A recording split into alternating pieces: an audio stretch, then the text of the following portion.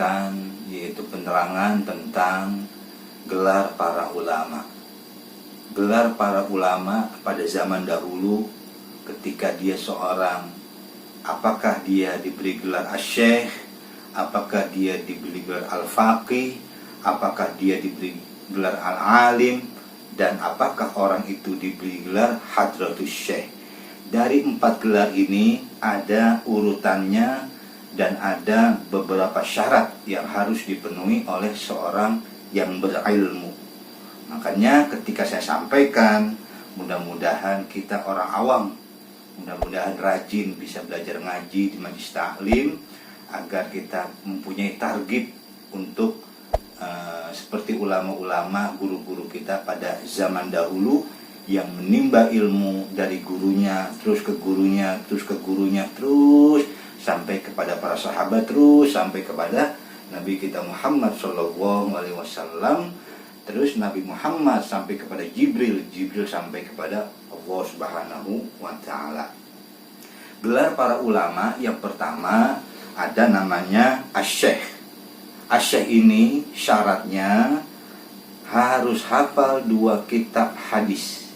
Yang pertama hadis Sahih Imam Bukhari, yang kedua hadisnya Imam Sahih Muslim. Alhamdulillah saya pribadi telah mempunyai kitab hadis Imam Bukhari setebal 4 jilid dan kitab hadis Sahih Muslim setebal 2 jilid.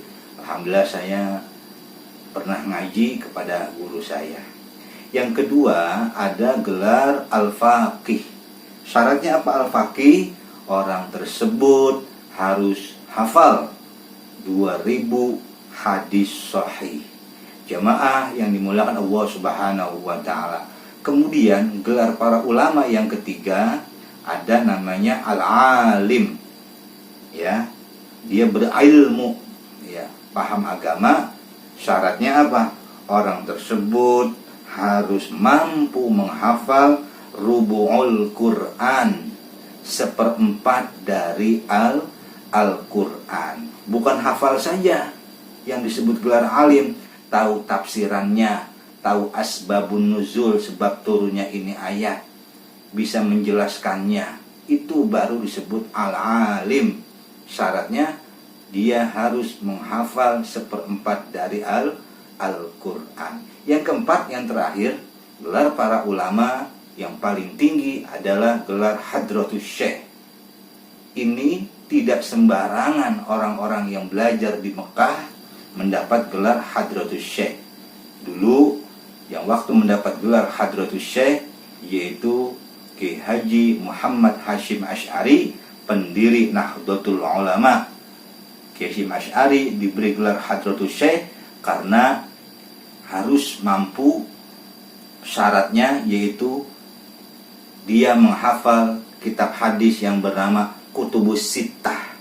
Dalam kitab hadis ada namanya Kutubus Sittah, 6 kitab hadis sahih. 1 Sahih Bukhari, berapa jilid tebal, itu harus hafal. Yang kedua hadisnya Imam Sahih Muslim, dia harus hafal. Yang ketiga hadisnya Imam Sunan Abu Dawud, dia harus hafal. Yang keempat Sunan At-Tirmizi, yang kelima Sunan Nasa'i, yang keenam Sunan Ibnu Majah. Dari 6 hadis kitab ini disebutnya, dijadikan satu, namanya Kutubus Sittah, 6 kitab hadis.